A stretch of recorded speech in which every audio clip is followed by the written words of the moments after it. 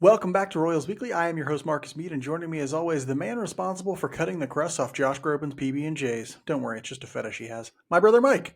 Hey, just to be a small part of the genius that is the Grobes, I'm blessed. Hashtag blessed, I think is what the Hashtag kids say. blessed. Hashtag Um, blessed. so yeah, that's his genius is. I'm basically him now at this point.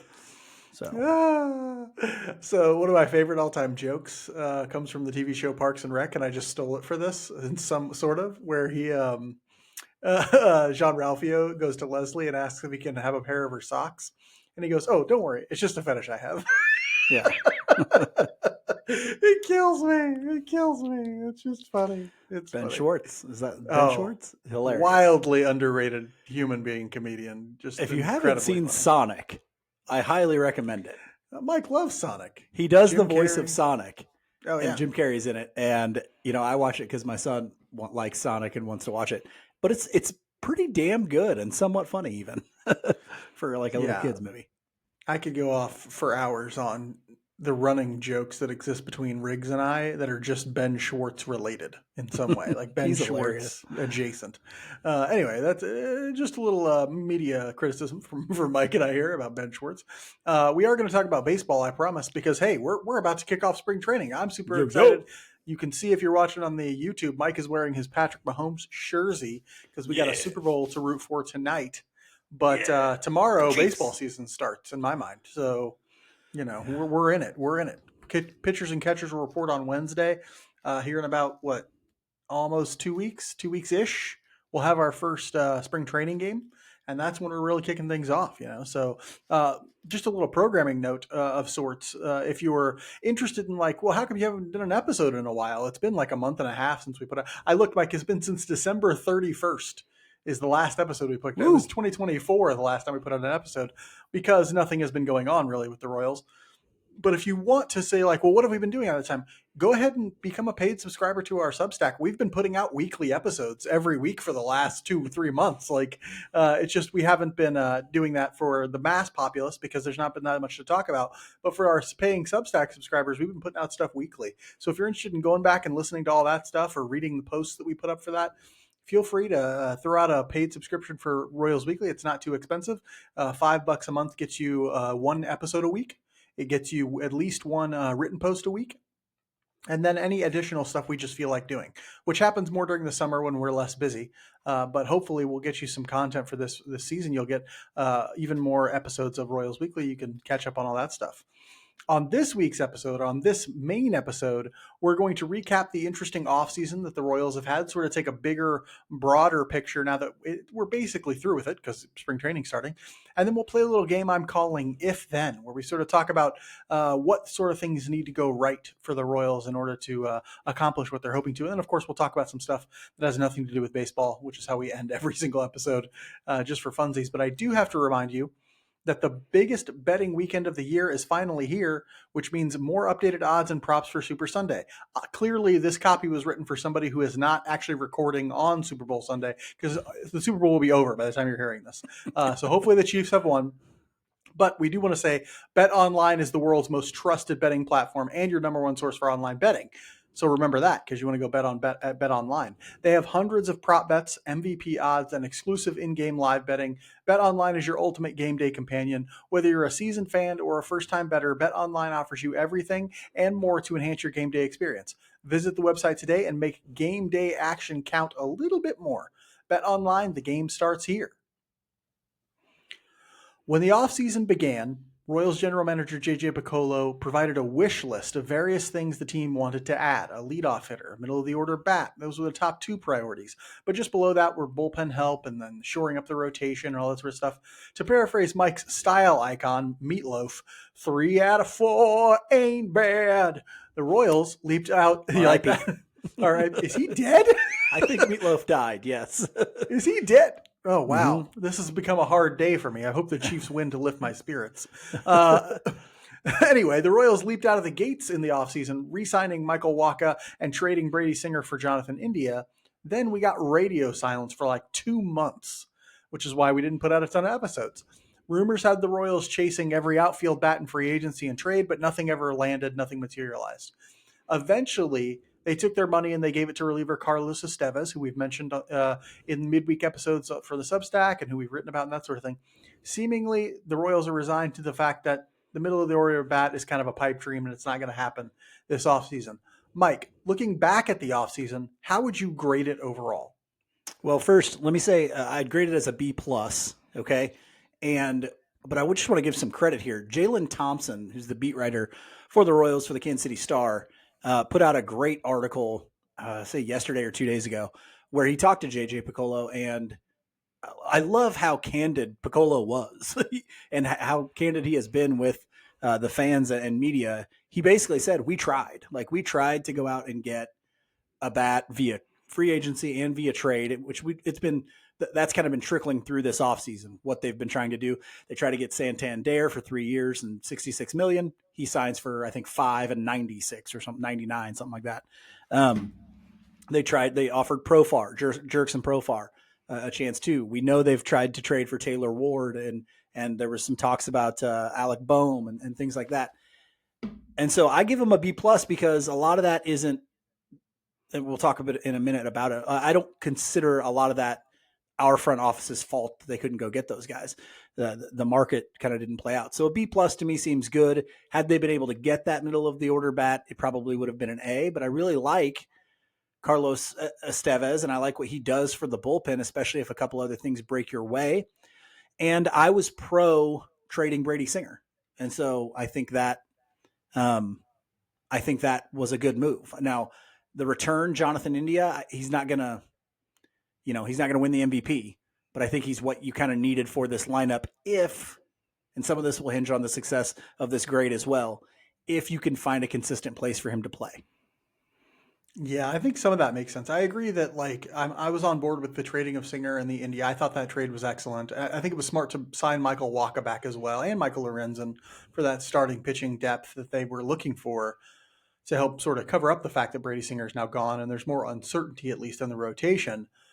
I gave it a B minus though. To me, it's a B minus because, and we'll get into this here in a little bit too, I think there is another route they should have taken that would have actually added a bat. Now, would it have added a middle of the order bat? No, because I think they were always out of contention for any of that because of a few factors that are completely outside of their control.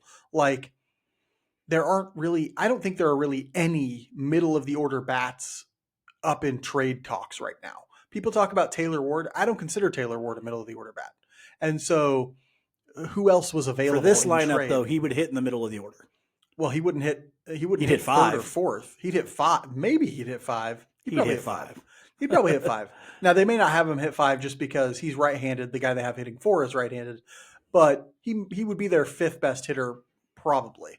But to me, he's not middle of the order, right? He's not anything overly special with the bat. And ultimately, they didn't get him anyway, right? And so there's another route I think I would have taken if I were the Royals. I don't blame them for not getting like Santander. I think the price of 5 years makes no sense for him. You know, Profar as a guy I wouldn't really want to give more than a 1-year deal to, honestly. And so I think those were ultimately smart decisions. But to me, a B minus makes a little bit more sense because there is an opportunity missed, I think, here.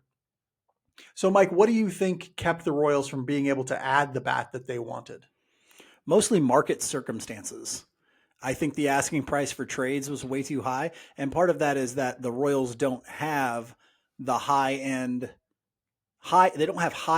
depth in their farm system. They don't have a glut of top-end prospects so that you could maybe get rid of one and not feel that sting. If they're getting rid of a guy that's in their top 5, that's going to hurt big time for this organization.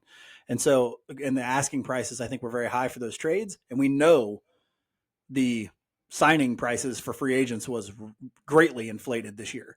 And so I think mostly market circumstances are what kept it out of it. Now, you know, you're a mid-market team. You're not going to be able to spend like that, but there's also the free agents get to choose where they sign.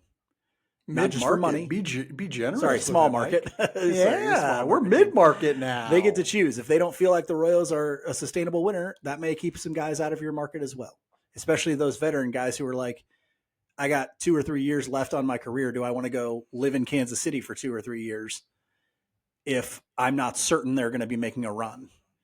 That can Yeah. sometimes play into it. So I think it's mostly market circumstances that stop them from getting that bat. Well, you also have to consider, just generally speaking, the circumstances of contemporary baseball are working against you if you're trying to add a middle of the order bat. Why? Because one of the big avenues for adding a middle of the order bat is free agency. But guys get to free agency now at a time when you are less likely to feel really good about their offensive production moving forward. So you look at guys like Profar or guys like Santander who are either older than 30, at 30, or just about to be 30. And in contemporary baseball, you're thinking to yourself, is this guy going to fall off a cliff in a year? Because, velocities are so high. Guys who are falling off cliffs way earlier than they used to offensively. I mean, look at a guy like Hunter Renfroe, who the Royals just sunk 2 years and $16 million into, or $15 million into, and he didn't do squat last year and probably won't do. No, I don't think anybody thinks he's going to do squat again this year. And it's like, why? Because guys aren't producing in their early 30s the way they used to offensively, because pitching is so good, velocities are so high, the data is so good, and so that was always going to work against them in free agency to pick up a bat. Then add to that the fact that their farm system is maybe a back end of the teens farm system, I would say. Maybe if you want to be really generous, you would put them right in the middle of Major League Baseball. But certainly, you're right; they don't have that kind of depth of top end talent, so that they can just easily move on from one of them. They're trying to build a sustainable winner, and you do that by keeping your best prospects. And so it was always working against them. This is not a great free agent hitting class. It's old. It's really old. Like Teoscar Hernandez, old. Jerks and Profar, old. Like, other than that, it was Anthony Santander, and he's not old, but he's not young. And so, it was always going to be really tough for them, especially with their mindset, which seems to be, do not make value losing trades. Do not put yourself in a position to be giving up value with trades, even if it's something that you need. Previously, the Royals would be like, we need a fifth starter. We'll pay, or we need a starter. We'll pay Ian Kennedy way more than he's worth. We need, whatever. We'll overpay for that. They're not willing to do that now, and that's probably a good thing. Mike, do you think missing out on this bat represents a failure on the part of JJ? Did he not do what he was supposed to do, or is this just how things shook out? I think it's more just how things shook out. I think you kind of hit it on the head. There was this offseason was going to have to fall in some extremely advantageous ways for the Royals to land one of those bats. You were going to have the Angels doing a legit rebuild kind of a thing to make that trade for Taylor Ward, because he is one of those guys who is not old. Like he's coming. I mean, he's old for a guy who's finishing his arbitration years because he got into MLB a little late, but he's not super, super old. And so, I think this shook out in a way that just didn't land right. You didn't have enough of those free agent bats to drive market prices down. You didn't have enough of those trade candidates to drive the market down for those guys as well. And so what it shook out to was the teams that can afford to make value loss trades went out, or value loss signings went out and made those signings. If the Mets, some of those deals don't work out, like maybe Pete Alonso doesn't play to what he's supposed to be. One, that's just a 2-year deal, but also, oh, well, our owner is insanely rich and is willing to spend as much as he wants to. That's a very different circumstance than if you swing and miss on one of those deals as the Kansas City Royals and hamstring yourself for 4 years. So I think the way that the offseason just shook out was going to be a market that they were not going to be able to do, which is why I think it makes some of the things that they did do, the Singer trade specifically and the Estevez signing, even the Lorenzen signing, I think it makes those things kind of even stand out more. I see those as value added for a price that is stable and deals that aren't going to hurt you long term. Yeah, to me, those are all value added. I don't if have Jonathan an India issue. sucks, he's here for a year and a half or 2 years. Yeah. But to me, I mean, Jonathan India could end up sucking, but that wouldn't have made the deal itself a bad idea, right? Like that deal was a good idea. They're the classic dealing from strength. Right now, the strength of their rosters, their starting pitching, and the depth in it. So trade from that, bring in some offense. Singer was at his highest value. And Singer was at his highest value, and just about. And I think everybody in the Royals organization was aware that it could all fall apart for Brady Singer at any moment, either And I've via read some injury things or, that hinted at yeah, that exact thing. yes, and that's great. So those were value added trades. To me, though, this does represent a very small failure on the part of JJ Piccolo. Yes, all the circumstances were kind of against him and against the Royals, but I know that there was a path that was different that they didn't take. And so in my mind, I'm like, well, if they had taken that path, they would have done better. So let's imagine an alternative world where rather than offering $22 million AAV to Anthony Santander, they maybe made that offer, but they also made an offer to Ha-Seong Kim, and they said, hey, we'll give you 3 years, 14 or 15 million AAV, which is roughly the same he got from Tampa Bay, but for 2 years. So he got a 2-year deal from Tampa Bay. They give him a third year, offer him roughly the same AAV. He's probably going to take that deal, right? Because it's more money and it's more everything. Let's say they made that decision and said, whichever one of you takes this deal first gets it, right? Like, and so that way you ensure that you get a bat that you need, right? Like, and you've now lengthened the lineup, and Ha-Seong Kim is a player who you can count on him aging fairly well because he does things other than offense really well, right? He's a great base runner. He's a very versatile and good defender. You don't have to worry too much about losing value on that deal because that deal has a very solid floor. So even if you're not going to get all-star level offensive production from him, you're going to get, you have the potential to get above average production offensively and very solid production on base running and defense. That saves you in terms of the downside risk of that deal.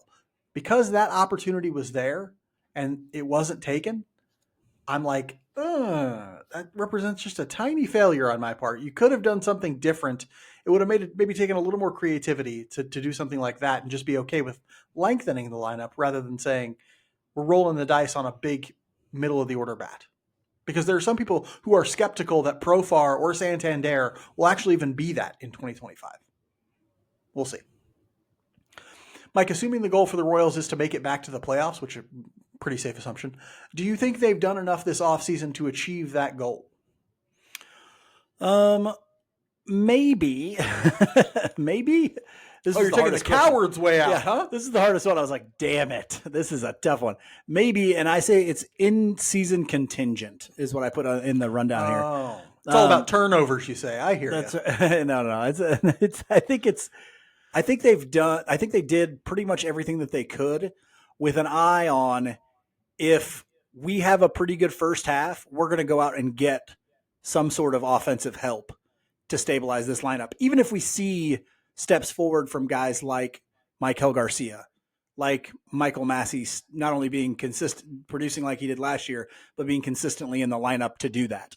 Maybe MJ Melendez, or even maybe Vinny stays healthy and takes a step forward. I think if you see some of those things and they have a pretty good first half, a stable first half, I think you probably see them go do that. So I think as long as they're able to go get some of that offensive help in season, I do think they have set themselves up for a chance to make the playoffs. Yeah, I'm just going to say yes. And my yes, because I'm not a fence sitter like you, we're going to call you the Upham of the Royals commentary community. Nobody's going to get that. For those of you who've seen Saving Private Ryan, Mike is the Upham of Royals Weekly. Which is, Royals, if you haven't, commentary. That's one of the most cruel things a person can say to another person. Oh, it is. It is bad. It's hard. That's harsh. That's harsh. Don't be an Upham. He's awful.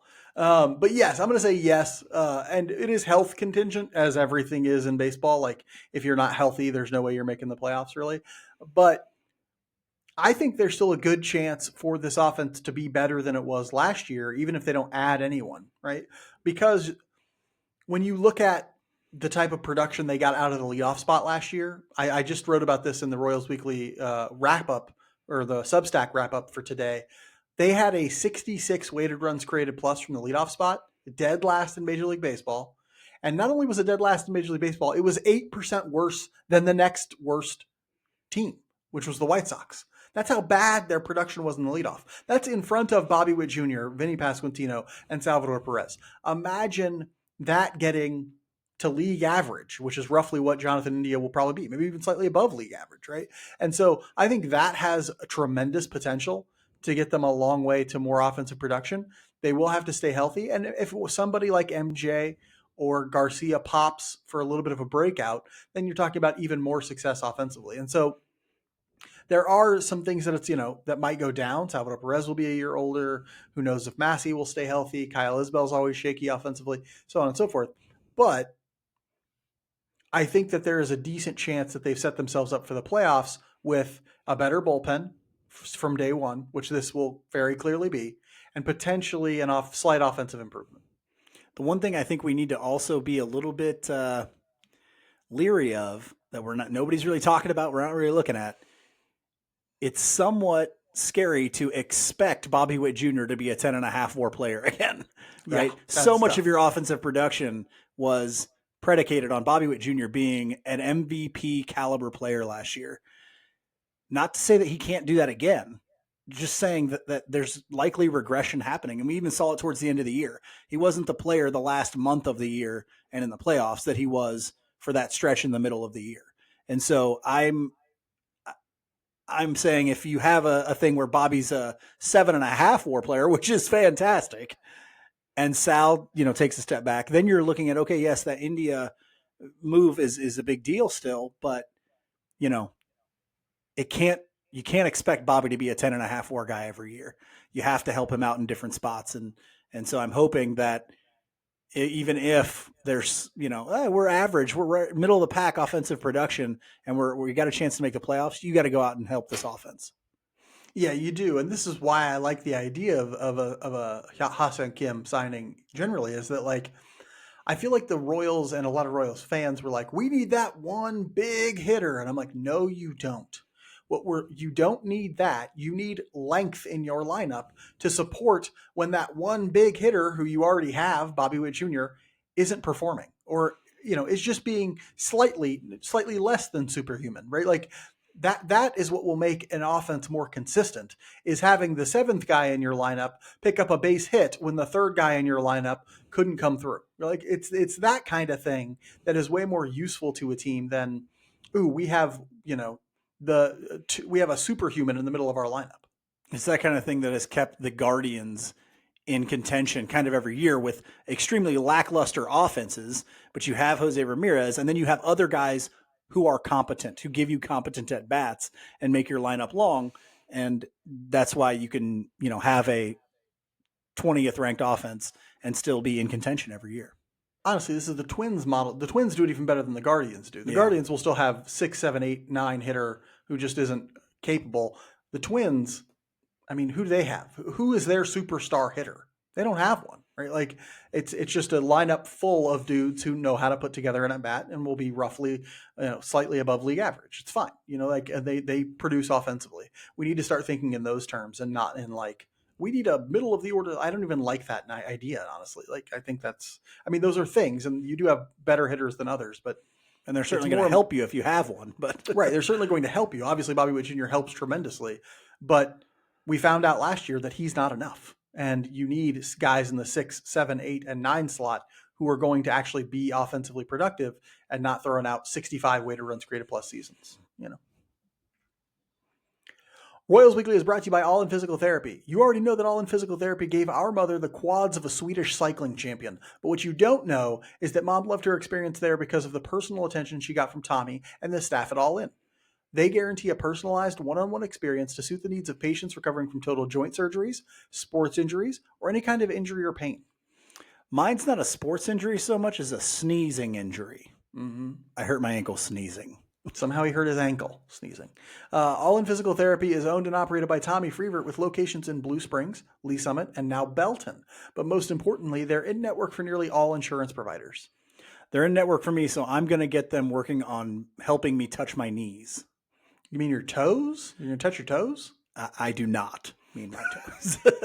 If you're a high school athlete recovering from injury or someone bouncing back with brand new hip or knee, check out the best physical therapy in the KC Metro at allin-pt.com. That's ALLIN-pt.com.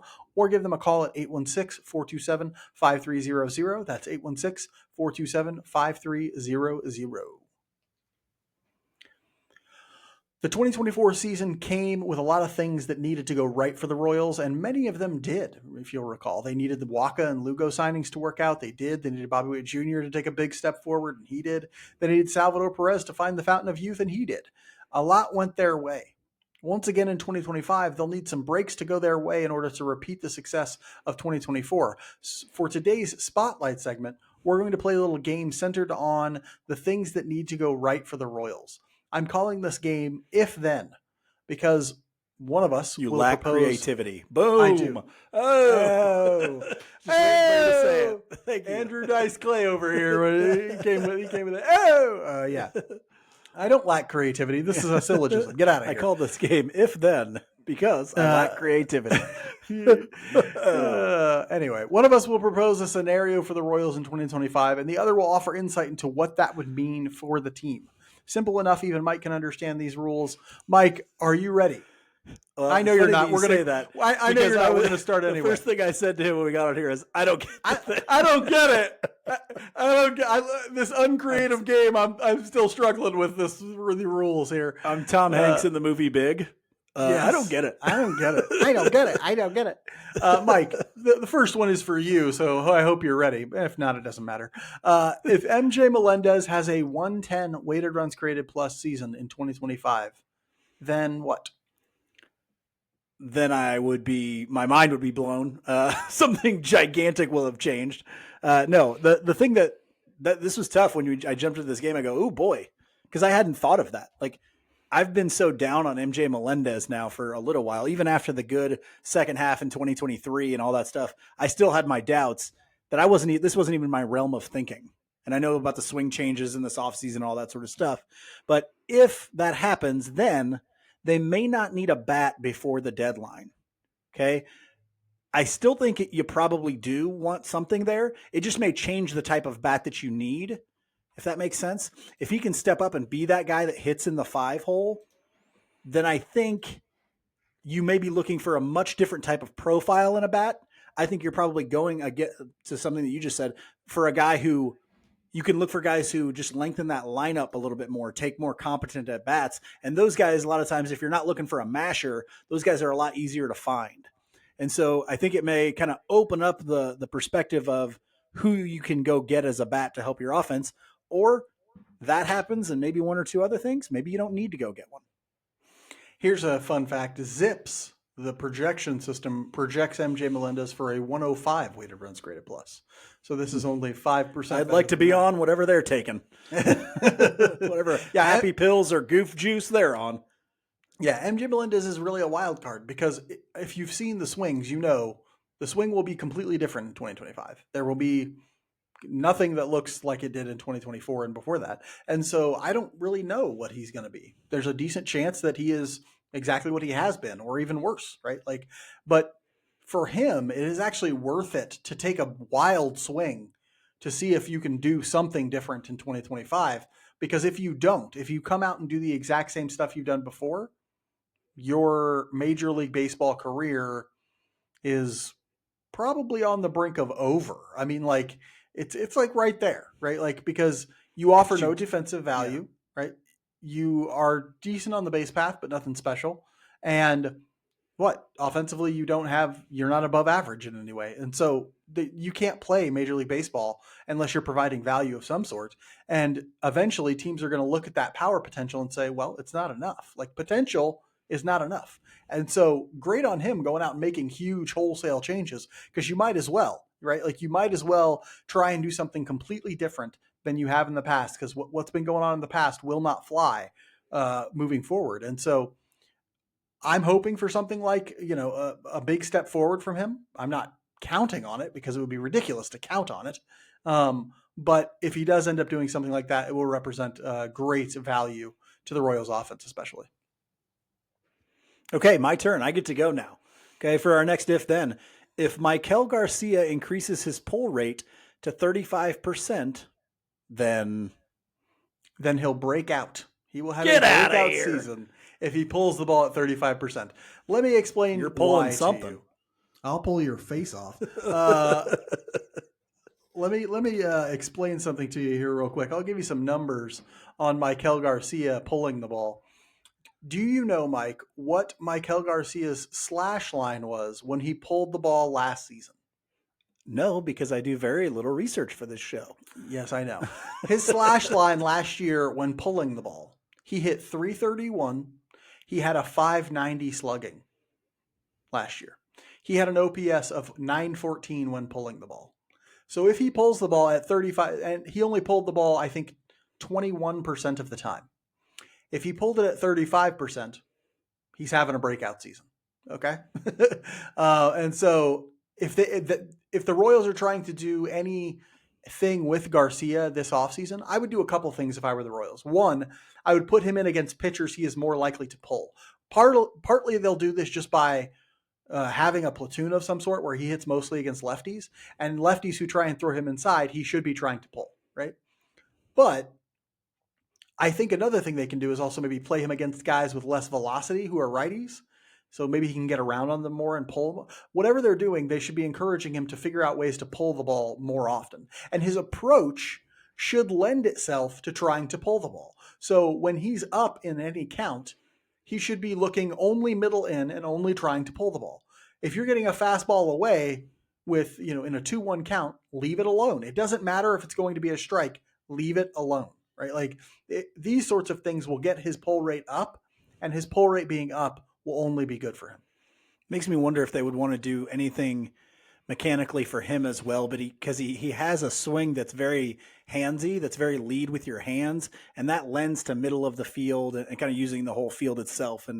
And so if they say, hey, you're going to have to pull the ball to be successful, they may try and do some things mechanically to make sure that it's not so hands driven, or he's getting out front quicker so that he can catch some of those balls in front of the plate and pull them a little bit more.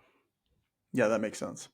Mike, next one's for you. We're going to get to some pitching. If Noah Cameron makes 15 starts this year, then this team could be in trouble. And it's not that I don't believe it. That's not a knock on Noah Cameron, friend of the show. If you didn't get a chance to see our interview with him this past this offseason, go check it out. But he's unproven, right? You're talking about then you're digging into your starting pitching depth. And it's not that the starting pitching depth is bad. It's much better, I think, than it was last year, but it's not all that proven. Noah Cameron has barely pitched in AAA. And so if he's making 15 starts for you in Major League Baseball this year, you just don't know what you're going to get. So that's why I said this team could be in trouble. Now, he might come out and show you something. And if he does, you've just done something very good, because you've got now somebody to maybe take over for Lorenzen, a depth guy you can count on. And that's fantastic. But I don't think anybody's going to be in a big hurry to have Noah Cameron pitch 15 or start 15 games this year, unless he's just blowing the doors off in Omaha in the first half. Here's my thing. They'll be fine. This is a vote of confidence in friend of the show, Noah Cameron. If he has to make 15 starts, well, they'll be fine with his starts. If the fact that he has to make 15 starts is actually an indication that they need even more pitching depth, then they might be in trouble just because they've suffered a lot of starting pitching injuries, maybe, right? But if he has to make 15 starts later in the year, back half of the year, I have confidence that Cameron is going to put together a good first half in AAA and then come out ready to start pitching in Major League Baseball come the middle of the season. That's just me, though. That's just you, though. Okay, here's our next one, and I'm very curious to hear what you have to say on this one. If Vinny Pasquantino stays healthy all year, then we'll see more of that offense that's generated via situational hitting. And I feel like fans don't understand how valuable that was for the Royals last year. So again, I was doing research for the weekly wrap-up post I had earlier today. The Royals, throughout the course of the season, were 13th in runs scored. Do you want to guess what they were in weighted runs created plus as a team? I would say somewhere in the low 20s, 21 to 23, somewhere. They were 20th in weighted runs created plus, which means they scored way more runs than their offensive production would lead you to believe they would have, right? Well, where does that come from? That comes from base running, and that comes from situational hitting. And Vinny Pasquantino, as we know, led the league in sac flies until he got hurt. I don't know if he ended up leading the league overall or not, but he is one of those guys who, when Bobby Witt Jr. is on base, when Jonathan India is on base, he is going to have a chance to hit them in with sacrifice flies. He knows how to produce a fly ball when he needs one. and he can just hit that ball to the outfield and give them a chance to get in from third, it is going to be huge, especially when you're talking about situations where Jonathan India draws a walk, Bobby Witt Jr. hits a ground ball through the infield somewhere. All of a sudden, you have first and third, nobody out. What have you set up? You set up so many good situations right there. You set up a situation where Vinny can put a ball early in the count into the outfield and get that run in. You've set up a situation where Vinny can wait a little bit in the count. Bobby Witt Jr. can steal second, and now he can hit one to the outfield, advance both runners, get a run in, and set up an RBI opportunity for Salvi to put the ball in the air and get an out, trade an out for a run. That is a huge thing for Vinny Pasquantino, and the fact that he can be that health or that patient at the plate just helps so much for this offense. The fact that he produces so well situationally is going to be a lot for them. Yeah, that's essentially what I said too. The steadiness of the offense. Now, I would like to see more of an attacking Vinny early in the counts than maybe what we even did last year, because I think sometimes he was content to take that run. Yeah. Well, he's your first baseman.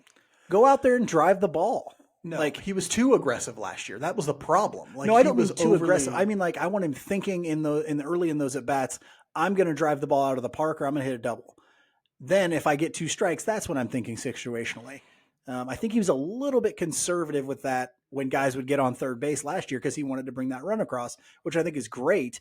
And it does provide some steadiness and some certainty to the offense. But I want to see my first baseman have greater than a 108 weighted runs created plus. I do too. And I think a lot of that goes back to the patience. I think he needs to be more patient than he was last year, generally speaking, because he was swinging at too many edge pitches. He was swinging at too many pitches outside the strike zone last year. And he got away from some of the things that made him really successful back in the early parts of his career. So hopefully he gets back to that approach. I'd be fine if he sort of shows a little bit more patience with runners in scoring position. But, I do want to make sure that he's not giving up some of that capacity to bring guys in, because those runs are so valuable. And so hopefully he finds a way to find that balance that he's looking for. Mike, next one's for you. If Jonathan India is a league average left fielder, then the overall consistency of the team could improve. And I'm not just talking about the lineup. If he can play a league average left field, then you can pretty much keep Jonathan India and Michael Massey in your lineup somewhat consistently. Now, you'll maybe take Massey out on occasion when there's a lefty starting, or and somebody might slide into that spot. But India would probably slide into that spot, and then somebody else would go into left field, right? Well, if you have another guy who can play league average left field, yes. Well, I mean, if it's at the very, so we're talking against a lefty at the very, you could have Joey Weimer go out to left field. You could, and he's going to obviously be greater than that, but. I just think it does some things for your team, not just your offensive lineup, for you defensively to improve that lineup consistency. Because honestly, you want Michael Massey in there. And so if he can handle left field, you can do that at second base. It also, I think, makes your defense more consistent, which is fantastic. I think MJ Melendez was -6 outs above average in left field last year. That's not very good. Okay. And so if you can keep something consistently there, with Isbell in center and that infield defense that you should have again, I think it's really huge. And I never even thought about that. I never thought he's going to come in and immediately be an average, defensive player, because the arm isn't great. But if he can, oh boy, that could have a major ripple effect throughout the team. Yeah, here's the thing about defensive production and defensive grading. Your arm doesn't matter that much, right? Like the thing that actually improves or doesn't improve your defensive grading is your range. How much range can you cover? Yeah. Routes and range, and how well do you catch the ball, literally. And this is why Hunter Renfroe is actually a bad outfielder, not a good one, because he has no range and as a result can't cover enough ground. But we've been desensitized here because we watched Alex Gordon make that move and be able to do both. He had the arm to do it, and he was able to do the range and played played balls very well. India likely won't have a great arm out there. He is a pretty fast runner, and so that gives him some or help anyway. But we'll see. Some guys take to it very quickly, some guys don't, and so it's all just a question mark at this point. I'm hoping he can produce something like league average as a fielder, because a lot of their outfield is huge. And so outfield defense means more to them than it does to other teams. And second off, their rotation at the very least isn't like some high strikeout rotation all the time. Most of the spots in their rotation are going to be counting on some good defense behind them. Lugo, Waka, you got to imagine Bubic isn't going to strike out 12 guys and per nine or anything like that. And so and Lorenzen for sure is going to be relying on a good defense. And so, yeah, it will help defensively tremendously if he can be average in left field. And this exact same argument, it goes for Michael Massey if he's the one who ends up playing left field. It does. And if you read the article from Jalen Thompson, the Kansas City Star, Piccolo kind of talks about that. It sounds like both those guys are going to be playing left field a lot in spring training to determine who's going to be the guy out there in left. My money's on India. Mine would be too, and honestly, it scares me a little bit to put Massey out there because of the issues with the back. You have one awkward dive for a fly ball, and you could end up hurting your back pretty bad. And so I would shy away from Michael Massey playing left, honestly. There are 3 reasons Michael Massey should not play left over Jonathan India. 1 is that back. That's a great point. 2, he has a weaker arm than Jonathan India even, which is not great for the outfield. And 3, he is slower than Jonathan India. So everything is sort of pointing towards the notion that Michael Massey will probably not be a great outfielder. India may not either, but I think he's got a better chance to be average as an outfielder than Michael Massey does. All right, our last one here is for you, Marcus. Okay, if Hunter Harvey is fully healthy and returns to form, then this will be a top 5 bullpen. Yeah, I said it. I'm going out there and I'm going to say it. Because remember, take a look at this, right? Like Lucas Erceg looks like a near elite back end bullpen guy, right? Like maybe he's not, Emmanuel Clace, but he's in that echelon of kind of peeking into that when you consider things like he can go more than 1 inning. He has just insane stuff, throws 100 miles an hour, multiple pitches, more than 2. And so there are a lot of things about him that are on the echelon of being in that top tier of back-end reliever. Carlos Estevez, he's not quite in that tier, I don't think, but he is just at the top of the next tier in my mind. Like just really, really good. Hunter Harvey also has the capacity to be in the top of that next tier. But then you go even deeper than that. Angel Zerpa was pitching like he belonged in that tier as well in the playoffs and in the last month of the season. Sam Long at times pitched like he belonged in that tier last year. He was their second. When Erceg got here, he was their second best. He was their second best reliever. Yeah. At times. Bubic was there as well, but at times he was their second best guy. There was a stretch of a couple weeks there where he was their best before Bubic came back. And of course, this was before they got Erceg. He was their best reliever for a stretch. And so the fact that you have that kind of depth, and then Schreiber's an excellent piece, I think. Daniel Lynch, we've seen, can be a good piece. I think they have depth and top-end talent enough so to say this might be a top 5 bullpen, especially if Hunter Harvey comes back fully healthy and returns to the form that he had previously, where people were like, this guy can be a closer.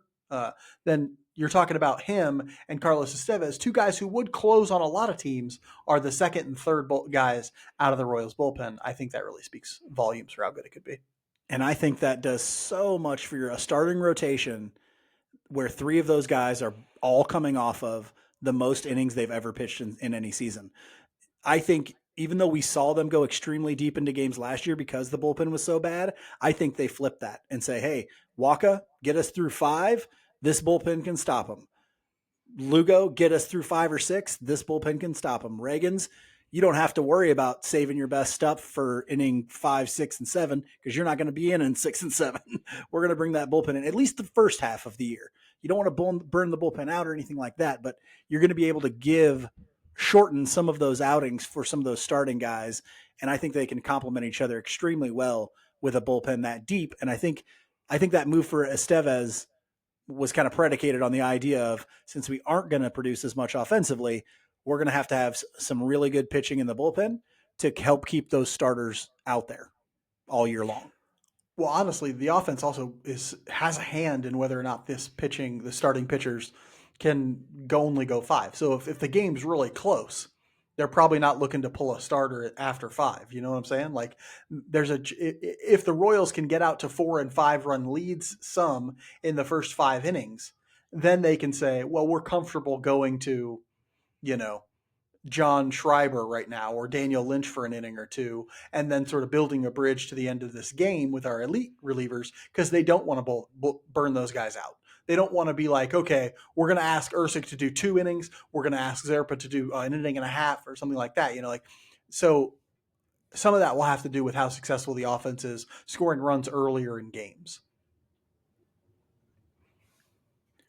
Royals Weekly is brought to you by Eric Oxer of West USA Realty. Phoenix has all of our favorite things: year-round golf, year-round baseball, and Eric Oxer of West USA Realty. Whether you want to buy your dream retirement home or just stay a while and catch spring training, Eric can help you find the perfect spot fast. We've known him for 30 years and trust him far more than we even trust each other.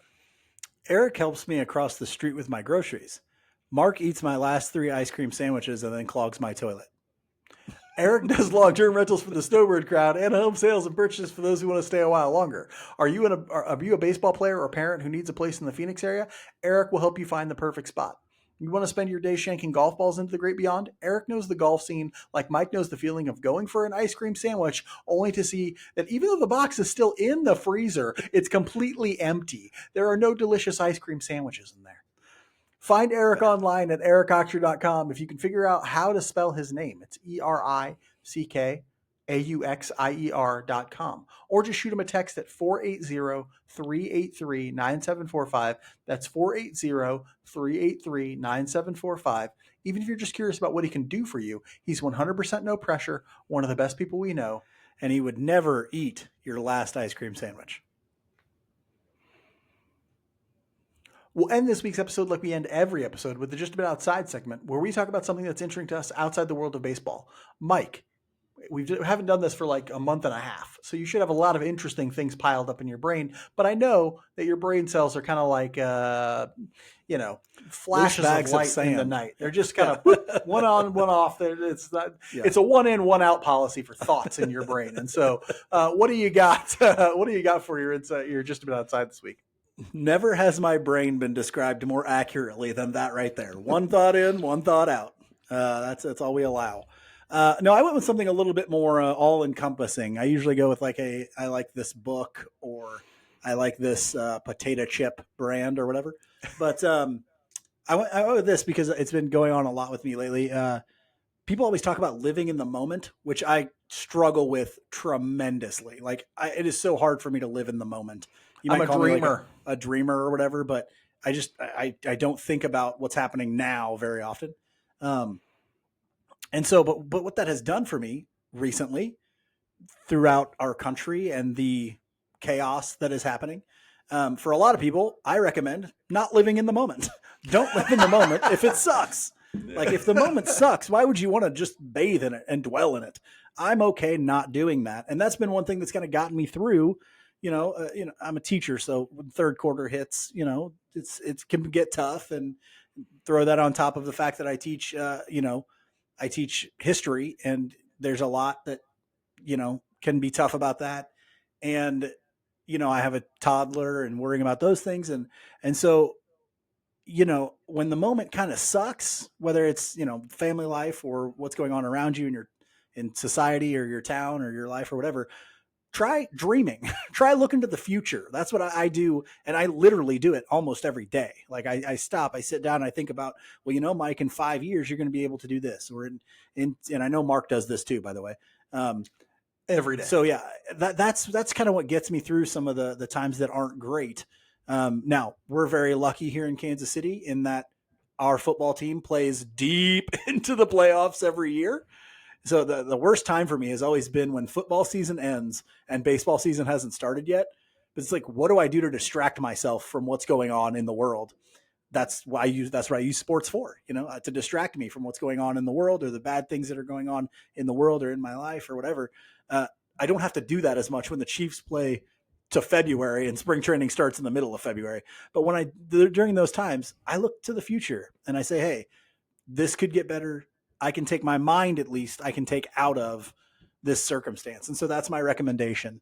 Just every day, find 20, 30 minutes to look into the future or get out of the current moment. Yeah, I'm all about living in a fantasy world that I've created myself. Yeah, and I always tell myself that fantasy world will come true. Even if it all doesn't, that's really okay. Matter. I need it now. Really to feel like it's going to be true.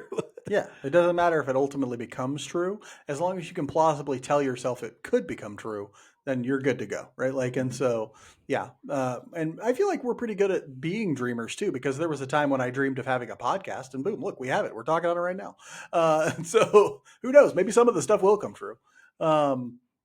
Anyway, yeah, that's a great one. I'm talking about another thing that I use to distract myself. So these are kind of connected, but it's interesting because I'm talking today about the world's worst video game. Okay, I I'm a big fan of golf video games, and usually in the wintertime, I do that fantasy thing where I start fantasizing about times that are warmer. And so I fantasize about baseball, of course, and I watch old baseball games and stuff. But then I also think about golf because to me, golf is very associated with warmth and the warm times. And so I watch golf in the wintertime and stuff like that. But I also play golf video games. Well, I have a Nintendo Switch as well as a PlayStation 4, but I wanted to buy a golf video game for my Switch a while back. And so I bought this game. Don't even know what it's called exactly. It's one of the 2K series. I think it's just called like PGA 2K 21 or 23 or whatever year it is. It is the worst video game I've ever played in my life. I still play it a lot, but like it is such hot garbage. This game is so full of bugs. Routinely, there are patches of rough on the greens that I'm putting on, so that I have to putt through the rough on the green because the game is so buggy that like you just I know the exact game you're talking about. I also own it. I know you and I both bought it at the same time, thinking maybe we'll play together or something like that. I wouldn't even trust this game to be able to do that. It's just really hot garbage, and all the stuff you would think like that makes a golf game cool, like oh, I can make a player like a golfer and then I can watch him get like progressively better. This game doesn't have any of that. Like you can make a golfer, but he's just as good as any golfer could be at that point. Like, it's just a hot mess of garbage. Like I can't even describe how bad this golf game is. But it's a good time. I enjoy playing it sometimes. But I get to see what they think green grass looks like. And that's exactly. That's what's weird is I get to hear the sound of birds chirping and I get to look at places that are more green and sunny. Oddly, this game has like a build your own course feature. It is just fucking atrocious. I mean, it is so bad. I don't know who they gave the control of like making this feature, but it's like the world. It's like a website from 1997, and it's just awful. And so, yeah, that's just a thought. I wanted to share that with you as I'm working through the winter times. Thank you so much for joining us here on Royals Weekly presented by Bet Online. We will be back again sometime later. We're not going to be back next week because they will not have even started games. But once they start games, we'll get back to our weekly episode schedule for everyone, Monday episodes. If you want weekly episodes up until then, make sure to check out Royals Weekly Substack. Become a paid subscriber. You get a whole bunch of extra content. But we will be back soon to share more Royals Weekly with you. Until then, be good to each other. And go Royals.